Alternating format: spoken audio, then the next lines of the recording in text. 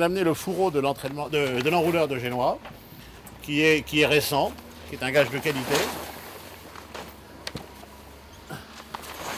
Voilà. Je vais regarder. Je ne vais pas dérouler entièrement le Génois parce qu'on est vent arrière, c'est pas l'idéal. Mais le Génois, d'après ce que je peux voir, il est relativement récent. Il est de marque X-Voile. Ce sont des voiles de qualité et en général performantes.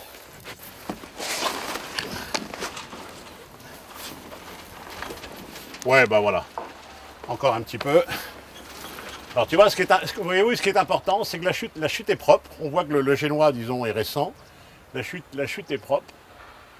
Et c'est une voile qui doit avoir 2-3 ans, peut-être moins, et qui est en très bon état. Voilà. Donc ça me satisfait. Il y a également les repères sur la base pour bien régler les différents points de tir en visuel, noir et rouge. Donc c'est bien. C'est du bon matériel. La grand voile. Ce qui est important de voir, pareil, voir l'état de la tétière. La tétière est récente. Ce ne sont pas des voiles d'origine. La tétière est récente. L'après du tissu est bon. Il est encore un petit peu cassant. Voilà. Je regarde après tout ce qui est chute.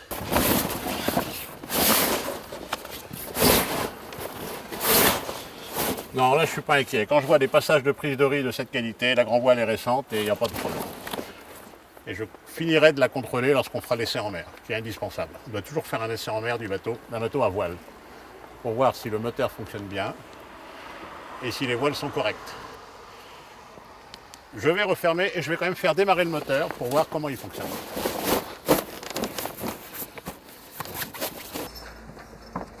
Voilà, les batteries ont été mises. Le contact moteur est bon. Je vais faire un essai de démarrage gaz à zéro. Toujours intéressant, ça nous permet de voir si le moteur a une certaine pêche encore.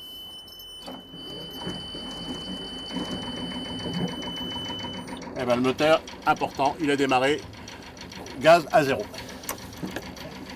Certains moteurs qui sont un petit peu lavés, il faut mettre beaucoup de puissance pour arriver à lancer. Là, il a démarré à froid, gaz à zéro, c'est un signe de qualité. Alors, une fois que le moteur est en route, premier réflexe, voir si l'eau crache bien. Ça, c'est absolument indispensable. J'embraye.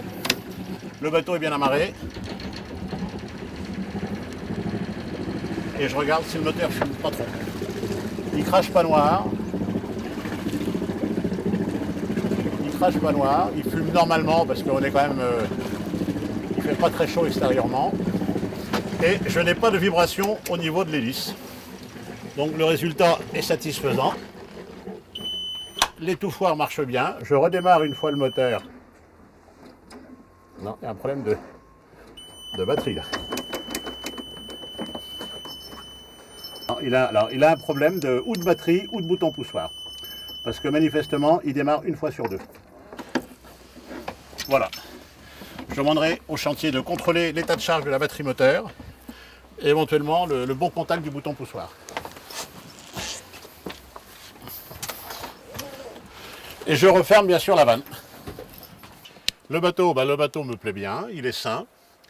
Maintenant, je vais aller voir le vendeur pour savoir quel est son inventaire complet, s'il a un dossier de facture très important, facture entretien mécanique, entretien coque, entretien voile et électronique. Et on va discuter du prix au regard des équipements et de la valeur globale du bateau. Voilà.